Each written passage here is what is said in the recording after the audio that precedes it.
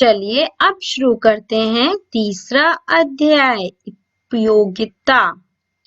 इसमें बताया गया है कि मोर और सारस के माध्यम से बताया गया है कि जीवन में किसी भी प्राणी अथवा वस्तु का महत्व उसकी उपयोगिता के आधार पर होता है, ना कि उसकी सुंदरता के आधार पर। चलिए पढ़ते हैं अब हम पाठ। एक था मोर, वह हर समय अपनी सुंदरता का बखान करता रहता था। तालाब के पानी में अपनी परछाई देखकर बहुत खुश होता और कहता, मेरे पंख तो देखो कितने रंग बिरंगे हैं। चंदा की छाप, सूरज का रंग, मेरी कलगी कितनी प्यारी है, मानो राजा का मुकुट। मैं दुनिया के सभी पक्षियों में सबसे सुंदर हूँ। एक दिन मोर को तालाब के किनारे एक सारस दिखाई दिया। उसने सारस को देखकर मुंह बनाया और उसका अपमान करते हुए बोला, तुम तो बिल्कुल रंगहीन हो, तुम्हारे पंख एकदम फीके हैं, तुम तो धुले कपड़े जैसे लगते हो। सारस ने कहा, मेरे दोस्त, तुम्हारे पंख सचमुच बहुत सुंदर हैं, पर सुंदरता ही सब कुछ नहीं होती, बात तो उपयोगिता की है।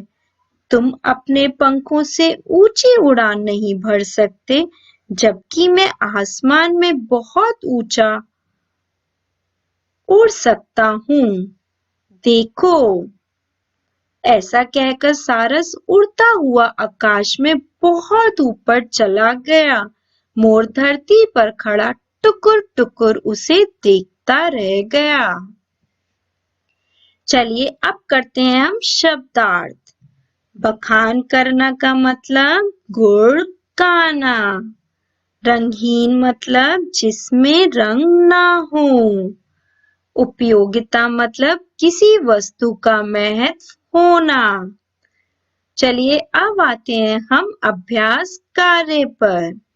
पहला है, इसमें हमें क्या करना है? इसमें हमें शुद्ध उच्चारण करना है।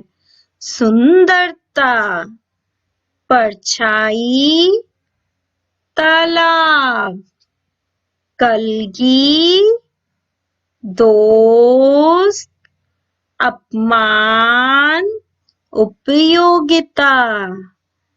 चलिए अब आते हैं हम दूसरे पर। इसमें हमें क्या करना है? इसमें हमें सही विकल्प चुनना है। अपनी सुंदरता का बखान करता था मोर। मोर को दिखाई दिया सारस। उपयोगिता होती है गुणों की। चलिए अब आते हैं हम तीसरे पर। बताइए, सारस को देखकर मोर ने मुंह क्यों बनाया?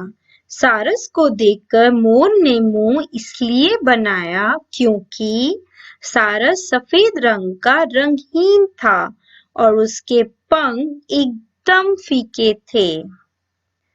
मोर और सारस में कौन ऊंचा उड़ सकता है? मोर और सारस में से सारस ऊंचा उड़ सकता है। चलिए अब आते हैं हम चौथे पर। इसमें हमें निम्नलिखित प्रश्नों के उत्तर लिखने हैं। मोर तालाब में क्या देखता था? मोर तालाब में अपनी परछाई देखता था। मोर अपने बारे में क्या सोचता था? मोर सोचता था कि वह दुनिया का सबसे सुंदर पक्षी है। मोर ने सारस से क्या कहा?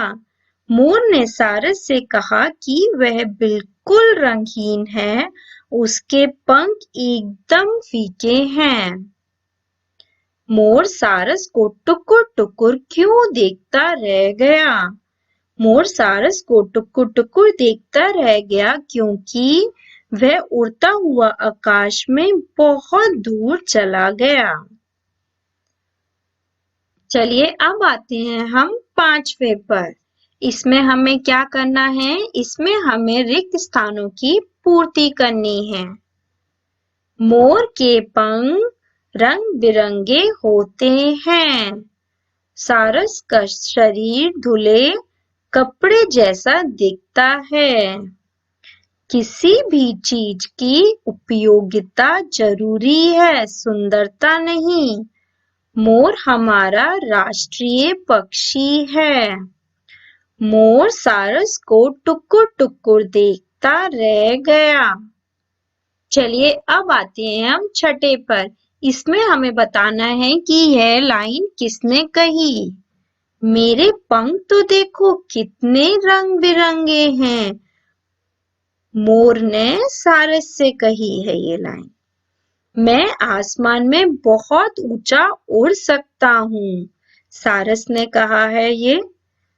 तुम तो बिल्कुल रंगहीन हो, मोर ने कहा है ये।